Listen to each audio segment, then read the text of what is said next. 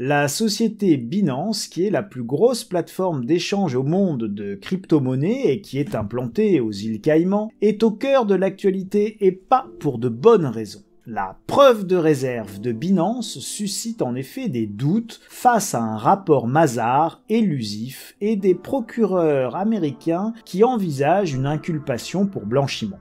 Mais sinon, allez-y les amis, continuez de croire que l'écosystème de crypto est sain, eh bien non. Non seulement il n'est pas sain, mais surtout, en plus, il est malsain. Et enfin, avant de pouvoir investir sereinement dans ce monde délirant, il faudra d'abord passer par le grand nettoyage des écuries d'Augias. Dans la foulée de la faillite de FTX, CZ, le surnom du patron de Binance, a lancé l'idée de la Proof of Reserve, preuve de réserve en français, incitant les plateformes d'échange à dévoiler les détails de leurs réserves pour rassurer sur leur santé financière. L'idée, c'est de prouver que la société détient bien les bitcoins et autres crypto-actifs qu'elle dit détenir.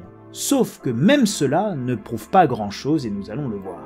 Binance avait dévoilé quelques détails non audités de ses réserves. La publication le 7 décembre d'un rapport indépendant de Mazars a été présentée comme une preuve que la plateforme de CZ ne suivra pas le même chemin que celle de Sam Bankman-Fried, ex-patron de FTX, Bankman pour l'homme de la banque, Fried pour Free, l'homme de la banque, Free, sacré nom. Selon des spécialistes interrogés par le Wall Street Journal, ce rapport ne contient pas que des éléments rassurants. Ceux-ci ont en effet évoqué ce que l'on pourrait qualifier de drapeau rouge dans les finances de Binance. Le rapport de Mazars a notamment été critiqué pour son manque d'informations liées à la qualité des contrôles internes et à la méthode utilisée par les systèmes de Binance pour liquider les actifs dans le cadre de la couverture des prêts sur marge, des opérations techniques et spéculatives ayant cours dans le monde des crypto-monnaies étant proposées par ces plateformes d'échange. Les sources du Wall Street Journal ont aussi exprimé leurs inquiétudes au sujet du manque d'informations sur la structure d'entreprise de Binance. Notamment, le directeur de la stratégie de Binance, Patrick Hillman, n'aurait pas été capable de citer le nom de la société mère de Binance, arguant que la société est en pleine réorganisation depuis quand même 2 ans. Chez Binance, comme ailleurs, c'est le grand bazar et l'opacité la plus totale. Je ne sais pas d'ailleurs trop à quoi joue la société Mazars, mais s'il y a bien des missions que je refuserai, c'est bien celle-là et celle de ce type, tant les possibilités de magouille sont importantes et les margoulins aux commandes dans les crypto-monnaies sont très malins. Bien plus malins d'ailleurs que les aimables cravatés des cabinets d'audit et de conseil qui risquent de se faire prendre les doigts dans le pot de confiture.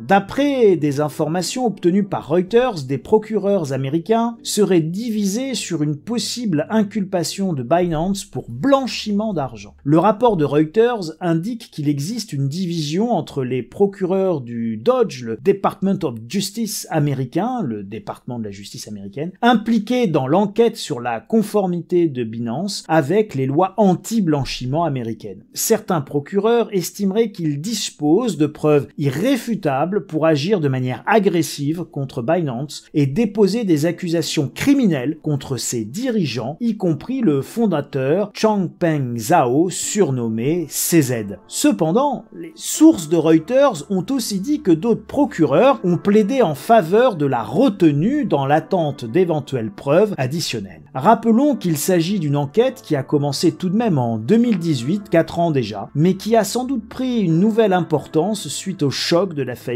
de FTX. Et oui, tout le monde fait n'importe quoi dans le secteur des crypto-monnaies. Le rapport indique également que les avocats de la défense de Binance auraient tenu des réunions ces derniers mois avec le département de la justice, y compris en ce qui concerne des accords de plaidoyer potentiels. Dans ce cadre-là, la société Binance reconnaîtrait sa culpabilité en échange de négociation des peines encourues. Tout ceci est du grand délire, et je vous invite à vous tenir loin, très loin de l'univers crypto si c'est dans un objectif patrimonial.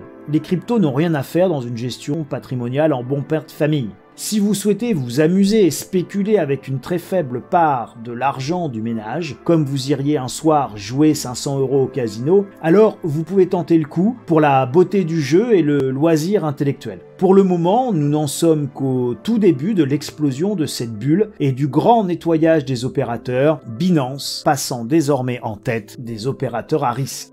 Préparez-vous les amis, mais pas forcément avec des crypto-monnaies.